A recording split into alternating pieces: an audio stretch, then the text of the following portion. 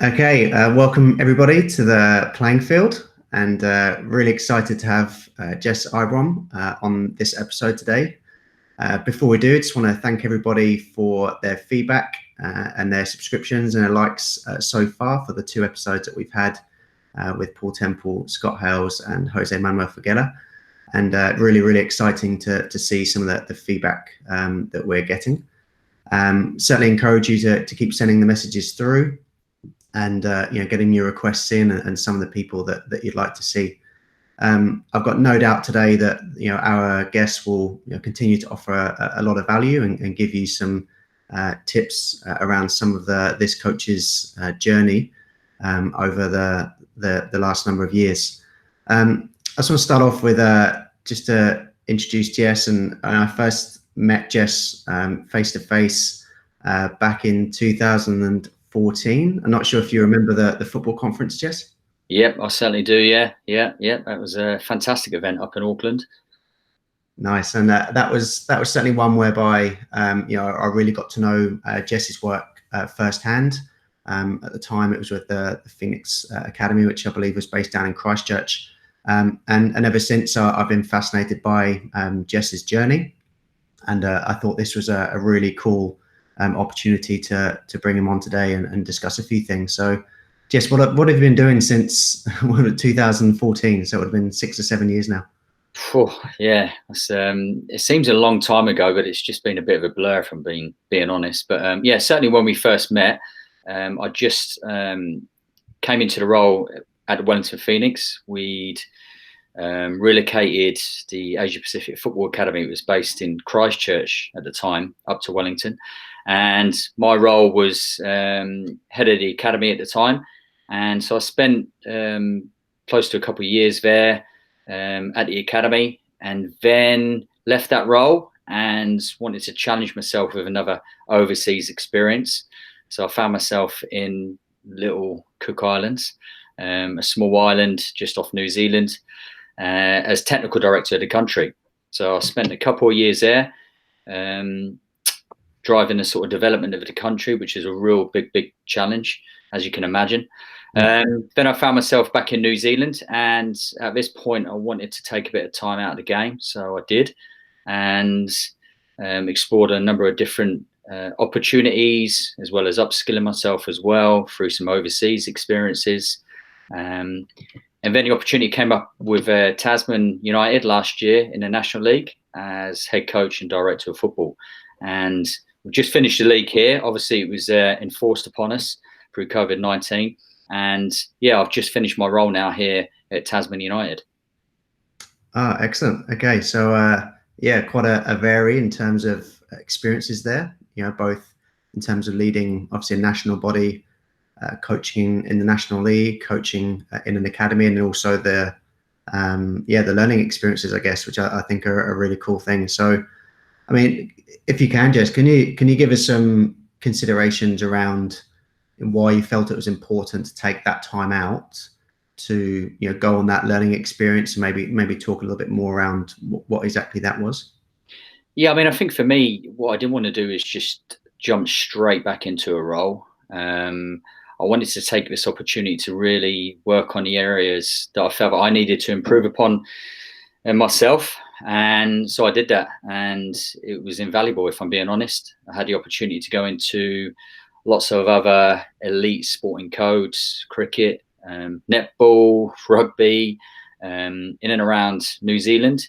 Also spent some time with the New Zealand national teams in camp, coach education courses with New Zealand football, and also spent a couple of experiences abroad, one in Mexico for 6 weeks at a club and the under-17 national team, and then 6 weeks in Europe, 6 different countries, a number of different professional football clubs as well.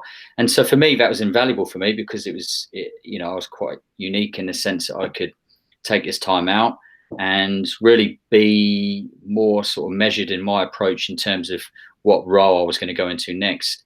And, prior to the Tasman United role coming about, there was a few different opportunities, but this one really appealed to me because it was a real big challenge. And ultimately, I wanted to go somewhere where I could almost create, a good environment with good people, because for me they're two real strong elements for me when I was going into my next role. So yeah, I was very fortunate I could take that time out, but it was invaluable for me, and I'd recommend it to other coaches if they have that opportunity. Nice. And obviously there was a point where you felt you were ready. What ultimately then led you to decide on Tasman? I mean, obviously you've said the challenge, but was there anything specifically about the organisation or the location that you thought, okay, well, this is the decision that I've made and this is right for me at this stage? Yeah, I mean, when I was outside New Zealand in my role in the Cook Islands, I was forever following, as you do, yeah, football in New Zealand.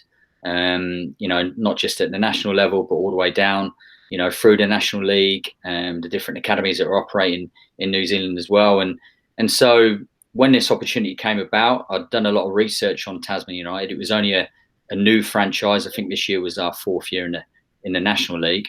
Huge potential. Location, was really, really good. And previously, there was areas that I felt that I could, improve upon, having looked at, previously how they'd done within the National League. And so for me, it was really a bit of a blank canvas to come down and really drive not just the National League team, but also the academy that sits underneath it and the youth team as well. And so, yeah, I was really infused to, go for the role, and I was fortunate enough to gain a position as well. Nice. And you went into director of football, the correct title for that part of the role? Yeah, so 2 titles morphed into one, if you like, director of football and head coach in National League franchise. Yeah. Nice. And what did you foresee there being, not necessarily some of the conflicts, but some of the challenges that you might have had with having a director of football role, if you like, that's obviously about embedding for the future, and then a head coach role, which is ultimately around winning in the now? What did you anticipate there being any major issues, or did you feel that was something you could look after? Yeah, I mean, to a degree, I've done a lot of research. I've spoken to a lot of people in the New Zealand football community. I was going into it, sort of one eye open, if you like. Yeah. And although in title they're very, influential positions, I guess, director of football and head coach. And so, really for me, I was going into it with an opportunity that I can really influence. And I think the key thing is that they have to be clearly defined, because they morphed into each other at so many different points throughout the season. Certainly in the director of football role, you can influence, but you can only really influence if there's a real good, strong support structure around you. You have real strong buy-in, from local football clubs, local people. You can develop those relationships over time, so then you can get some real good traction going within that role. And a head coach role, although it sits to the side of the director of football role, those roles really morph into each other. And I found that quite challenging at different points, because, as I'm sure other the National League coaches will tell you, is that when you're working in the National League, it is all consuming. And, although we had 5 contacts a week with the players, you continually communicate with the players, staff, meetings. It was incessant, if I'm being honest. So really the head coach role was a byproduct of the director of football role, whereby what you wanted to create was a strong National League team that could be as competitive as possible. That would be a really good representation of Tasman and Nelson and the region as a whole in the National League.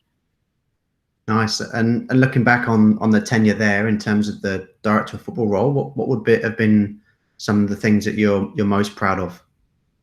Again, I'll probably say in terms of the relationships I was able to create with, a number of the local football clubs and the real key people that were driving those football clubs.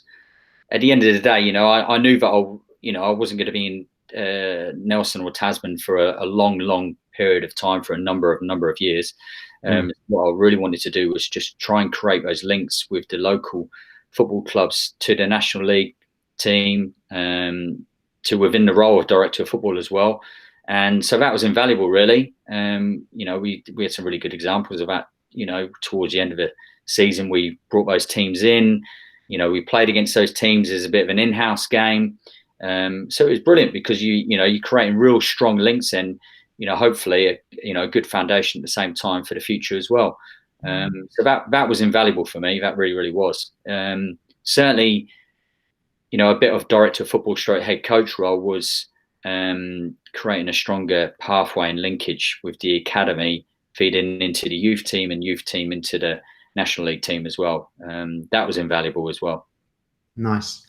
And if we do have any aspiring directors of football or coaches that are listening, what would you recommend to them to be in the areas that they need to get support in the most? I think for me, it comes down to strong leadership, and making sure those different stronger elements that fall into driving the game within that region, they're in place. If they're not in place, what areas can they be improved upon? Doing your research as much as possible, doing your research of the region, the key people, meeting with those key people as much as possible, but really getting an understanding of the expectations of the club, the federation that you're operating within, and what are the areas that they want to improve upon, and what do they perceive success within the roles. And for me, that was very, very important. Nice. And then if we move into the head coach role, obviously that's obviously a very demanding job for all the coaches in the National League. If you again look back on the tenure, what would be some of the highlights for you, just in terms of the head coach for the men's senior team? Highlights. Well, first round one, it didn't go too well. I have to admit, we had a limited period of time to recruit a competitive National League team, probably 4 or 5 weeks, and it was tough. It was long days. You're looking to utilise all your contacts. Locally, domestically, internationally as well. So initially it was, trying to create a strong and competitive team as what you could, but it's going to compete well in the National League. Certainly within probably the highlights, the franchise had never been successful in beating some of the top teams. So for us, we're fortunate we, Team Wellington, Auckland City, who hadn't been unbeaten for a while. So we were fortunate we beat both those National League teams, at our home venue as well. That was an outstanding achievement for everybody, because when you're playing against those top teams in New Zealand, you fully appreciate that, they've been the top teams for a number of years. They're playing regularly in Oceania Champions Leagues, World Club Championships as well. So, it's a different challenge for us. And so there were fantastic highlights for us. Opportunity to give a number of players National League debuts, and a lot of younger players as well. I think our last game against Hamilton Wanderers, we had 15-year-old on the bench, 2 16-year-olds, three 17-year-olds playing, an 18-year-old and a couple of 19-year-olds. So, that was an invaluable experience for all those players to get regular National League exposure, which I think you can do in New Zealand. And that was a fantastic experience for those guys. And that, as a result, it meant that we finished, quite competitively up the league. Warranted there was a couple of rounds still to be played, but they finished the highest they'd finished. But that was all really post-Christmas. And so we sort of redefined the recruitment in and around the players that we were bringing into the club, and really focused a lot more on the youth that would be, continuing to play for Tasman United, hopefully in the future. And just on that particular point, Jess, I mean, was the recruitment side and the young player side, obviously you moved towards a lot of young players. Was that a deliberate strategy from you as head coach, or maybe from the franchise, or was that kind of more a result of the circumstances that you found yourself in? Are you able to explain a little bit more around how you were able to get so many young players, which is obviously a great thing, into the National League?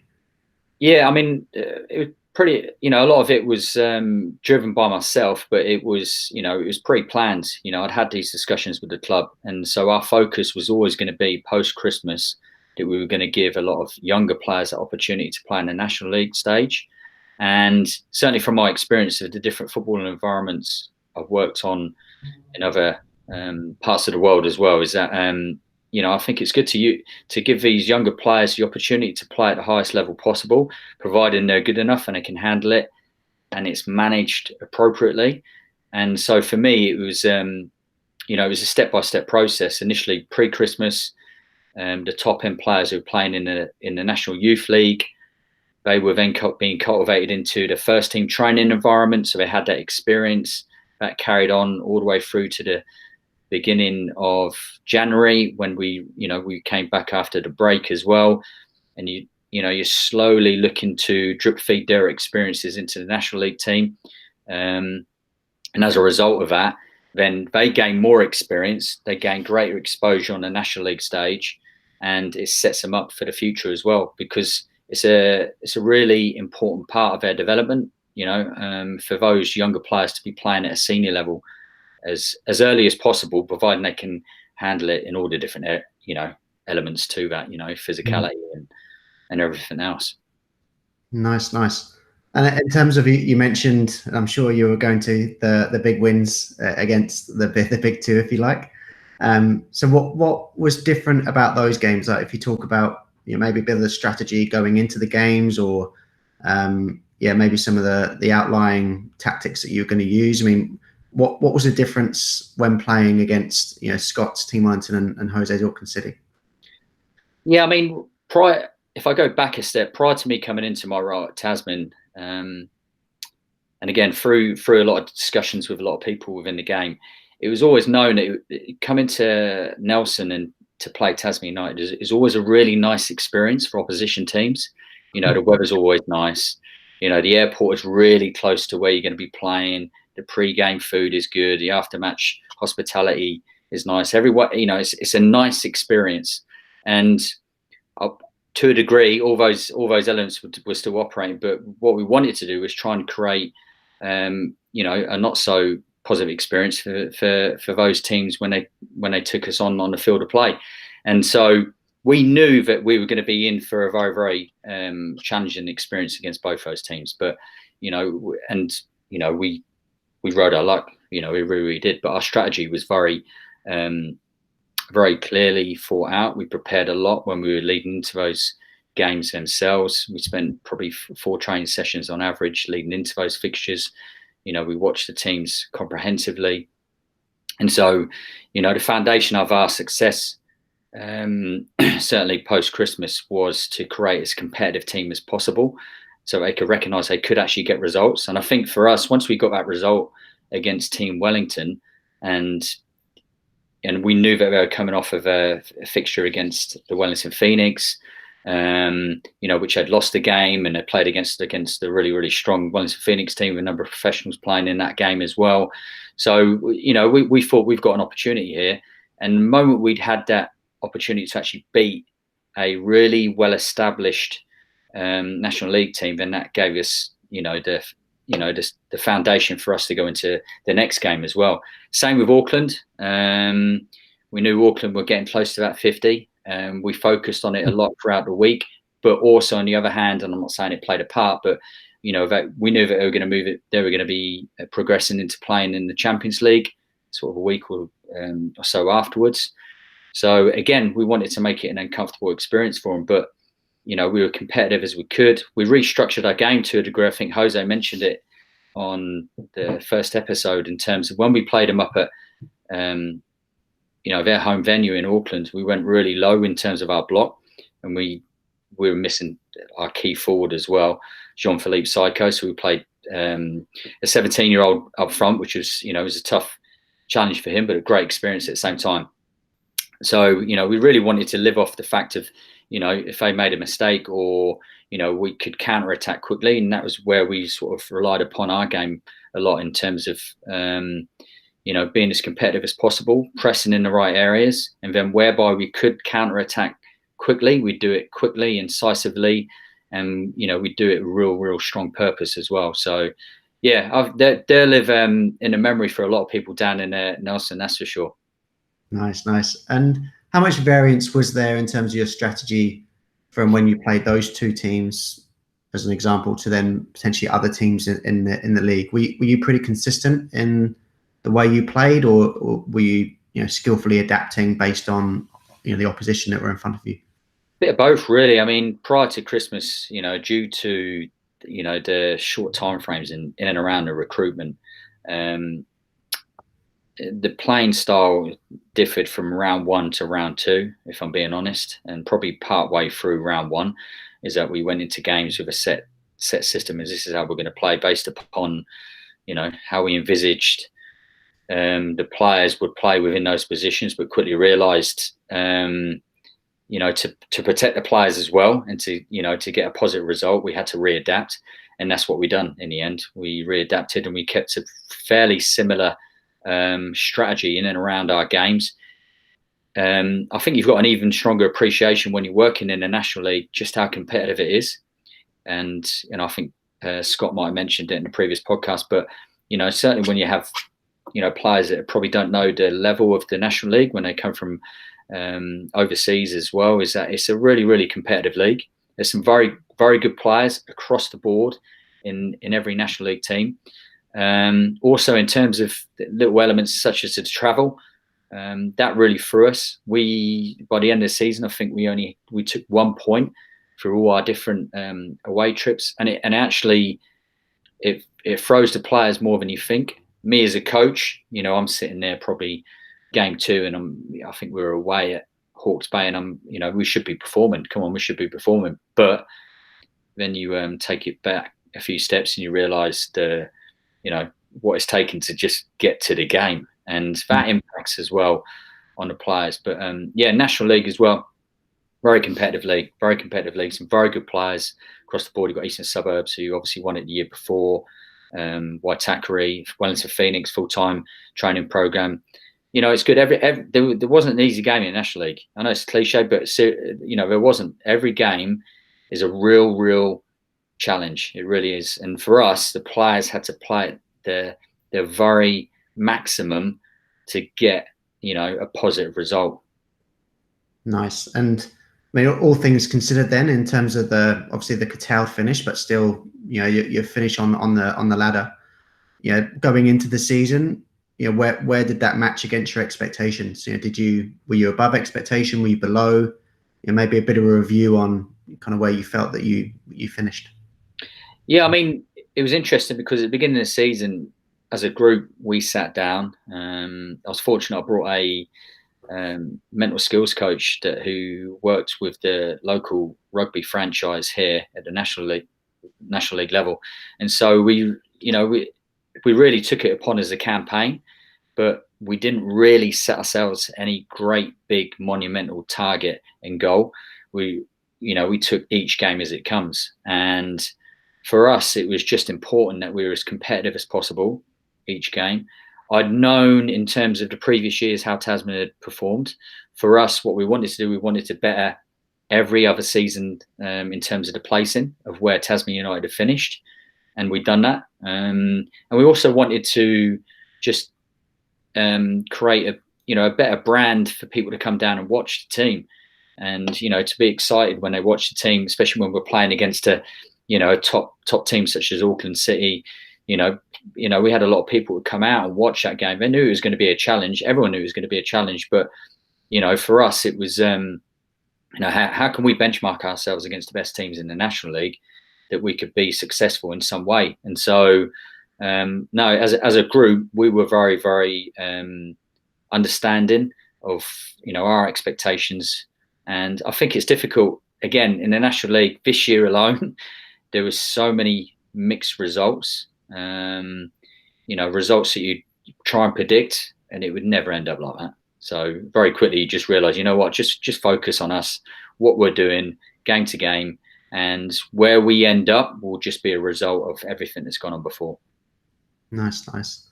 And I guess, obviously, with your tenure now there over, what type of advice would you give to the next coach, I guess, before they come in? I mean, there are any areas that they should be getting to know immediately. What type of things would you say to that person? Similar to myself, I'd really engage as much as possible with the local people. Ultimately, they've got more knowledge and experience than me or the next National League coach that will come into that club, because they've been there a number of years.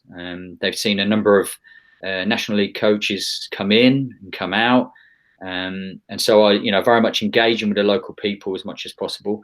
Being visible, I think, is really, really important. And that was a good bit of advice I was given by one of my mentors, certainly when I went to the Cook Islands, is that just be as visible as possible to, people don't just see you that, they come down on a Sunday and, there's the National League team playing and there's no strong connection with, people within the local landscape.